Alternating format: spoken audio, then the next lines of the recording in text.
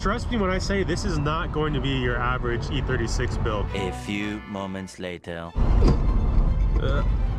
It does not like first to second sometimes. This is a 1999 BMW 323 IS. I spent way too much money getting this hunk of junk because it is the ultimate project car. I'm gonna go and take this thing for its maiden drive, and we're gonna be building a list. What all is broken, what all needs to be replaced, what all do we want to upgrade, and most importantly, figure out the order in which we need to approach these things. It has 253,000 miles on it, max speeding rods, coils in the front, and who knows what in the rear. This no headliner, and a whole bunch of other issues. But before you call me crazy, I bought this car for a very specific reason. It's the perfect basis for the grand vision that I have for a crazy project. The year is 1990. Pokemon Red and Green are still just lines of code on a computer. James Cameron is a few years away from his first inspirational trip to the Titanic. You have to wait for your sister to get off the phone with her boyfriend for the internet to work, and BMW is rolling in the dough on their way to selling 2.3 million E33 series cars. But naturally, they didn't want the gravy train to end, so they set out to improve on the old car in a way that the Germans know they can to satisfy the masses' need for more ultimate driving machines. Enter the E36. The next generation grabbed the baton from the beloved E30 and ran with it, refining the winning formula to create the perfect blend of elegance, performance, and cutting-edge technology. The design got sleeker and more aerodynamic. It was a symbol of its time, embracing the 90s zeitgeist while still maintaining that unmistakable BMW DNA. The E36 introduced features we take for granted nowadays, like dual airbags, digital climate control, and stability control, creating a driving experience that was not only exhilarating but also luxurious and convenient. But the car's legend formed from more than just the sum of its features. A car doesn't get named Car and Driver's 10 best for every single year it was on sale unless the experience of driving it is something really special. With a new multi-link rear suspension, 50/50 weight distribution, 5-speed manual, and a range of silky smooth inline-6 motors from the 323 all the way to the top of the line M3, it's easy to understand why journalists and consumers alike couldn't get enough.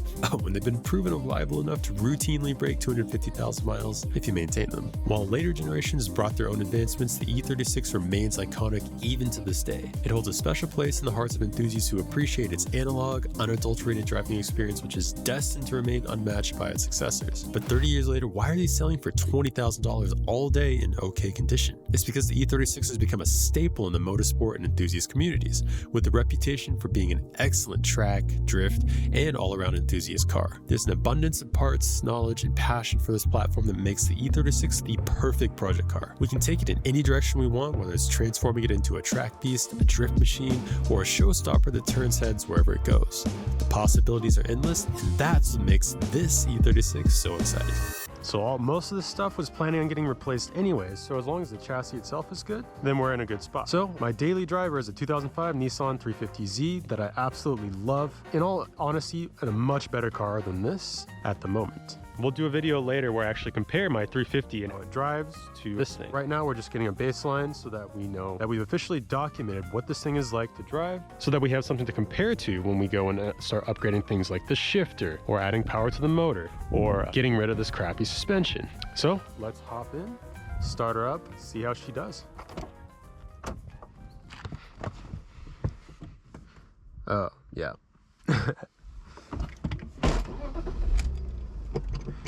253,000 miles. You can already hear the throw-up bearing is dead. Clutch in, it's pretty quiet. Engine sounds great. Clutch out, just that whirring noise. We have a chassis mounted shifter, which unfortunately, the linkage itself is absolutely trashed. So it feels honestly pretty bad. Not to mention we have a 3-speed transmission. We have 1, 2, nothing, 4, and I can't even like touch 5th. Like 5th doesn't exist. It kind of like curves into 3rd, which is bad. So I don't know what's up with that. Handbrake off. There's already some weird noises coming from the right side of the car. It sounds like a spring catching on something. There's only one spring that I know of over there, so it's probably max speeding rods, coils. Good thing we're planning on getting rid of those ASAP.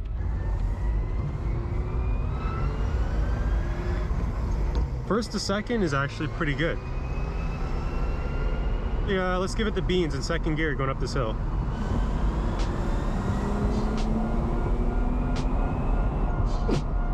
$170 horsepower out of the N52. I've felt worse amounts of power. It's a 6-cylinder still, 2.5 liter. It's basically a detuned 328 engine, or a highly detuned S52. What is that?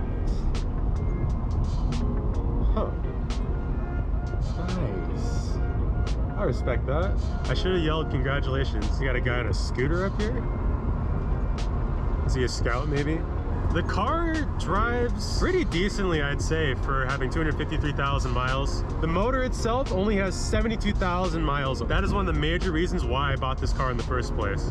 Knowing that the motor was good and that I wouldn't have to worry about that while I focused on all the other crazy stuff that I had planned for it. These seats are actually relatively nice. They're super comfortable. They do not hold you in very well, and I'm pretty sure the driver's seat is slightly broken. I can't lean it forward more so I can get closer in a more aggressive seating position. Definitely gonna have to fix this. That's no bueno. Steering is not terrible. It's a little slow. I think that there's a lot of slop and worn out bushings and components in the suspension and in the steering rack that once we start upgrading things, I think I can feel how this is going to be really nice. I'm already planning on doing a E36 or E46 ZHP steering rack, which is a huge upgrade even for the E36 M3. And apparently has much better steering feel. This thing is pretty low. The suspension is not it, guys. Like, my 350 is a little bit heavier than this with a much better setup suspension, and this car has 50 series thickness tires compared to the Z's 35 series, like low profile tires. Those tires are doing most of the suspension work. There's barely any travel. It just feels loose. It feels tired. It still feels good for being tired, which I've got to give it credit for. Right now we're just sticking in 4th gear, able to cruise at 40 miles an hour, and I'm not noticing anything majorly wrong, flopping. It seems like with a basic suspension refresh, I don't hear any crazy clunks from the rear, which is something to be concerned about when it comes to rear trailing arm bushing pockets or subframe tears. We're going to get into that whole process at some point soon. But overall, especially driving this on a really familiar road, outside of the pandemic pricing, I think we got a pretty solid project. A lot of these little issues I was already going to spend money on. Fixing the transmission, gonna do interior work. So pandemic pricing, E36 tax considered, I think 3,500 bucks with a fresh motor.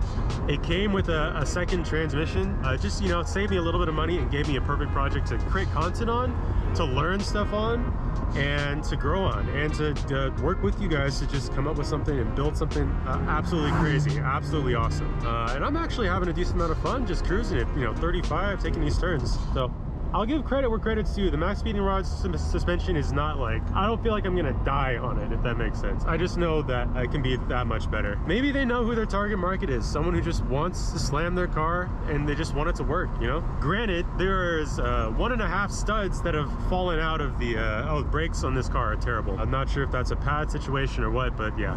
Going from the Z with the Brembos and the Carbotech XP10s to this, yeah, I do not want to go any faster than this. Overall, I feel like this car, it drives like it's got some potential, but there's some specific things I need to address if it's even gonna come close to the experience you can get in the Z. I mean, when you think about it, I've got two of the most popular, best drift cars, drift/track cars available. You know I'm gonna be making some more comparisons and really putting them through the ringer. I wonder if I just shuffle steering without even like consciously thinking about it. I'm not a fan of shuffle steering, but since my hand is injured, I think that's kind of what I'm doing. And also I think the steering ratio is slower and it's a slightly bigger steering wheel, so it makes sense. So the plans for this build, I'm not gonna spoil everything for you guys right now, but trust me when I say this is not going to be your average E36 build. There is going to be a lot of custom work, a lot of finding, you know, some of the top quality parts for specific things. Basic plans. Anything that's not going to be upgraded, I'm going to go and get that back to mechanically 100%. Things like the power steering rack, the bushings, we're going to give it a full detail. We're going to fix, as to the best of our ability, that dent on the right side, the crash nose cone on the front, and we might even get into a little body work or maybe some welding in the rear to fix the trunk that's been crashed in. It doesn't lash, that's one issue that prevents this car from really being drivable. Then we're gonna move into the interior, do this headliner because I hate looking at this. Do probably all black Alcantara, which will be cool. Fix the classic E36 sagging glove box, that'll be good. We're gonna do the car in phases. So once we've got it mechanically to where I'm 100% happy with it, or it's feel like it's 100% safe, then we're gonna go into phase 1. More of like your standard looking E36 build. We'll get the car to a point where it's sitting right, it's got the perfect stance. You know, we might do some M mirrors, stuff like that. And we're gonna do a full interior restoration. So we're gonna literally yank the carpets out. There's a little hidden damage directly behind me on the floor pan. That's gonna be a little interesting to fix, but we'll figure it out. Your standard, dope looking clean E36, just so I can get that out of my system. But while we're doing that, we're gonna start thinking about our custom build. It's themed on one of my favorite games of all time, making it into basically a show build. And once we've done that, then we're gonna start working on some larger body modifications, and eventually phase 3, 4, something like that, we might take a look at what's under the hood. Wink, wink. I'm gonna show you how I do everything. I'm not an expert, but I am someone who is very handy and is into doing stuff yourself. If you can do it yourself and you have the time, you can save a ton of money and have a lot of fun in the process. And I think that's what it's all about, guys. I never claim to be an expert, but I do claim to be someone who's willing to try almost anything and try it out for myself and figure it out. Just like Donut Media, DIY or don't. I love that idea, I love that show, and I wish I had come up with it myself. But you know, we all kind of do that at some point anyway. So, but right now we're just cruising because we need to cycle the emission systems to get the catalytic converter properly heated up in order to pass smog, so that we can get this thing officially registered. Nice E over there, so that we can start fixing things up and modding it appropriately. I can feel it though. I'm super excited, and I hope you guys are too. Let me know in the comments what you guys think about this project.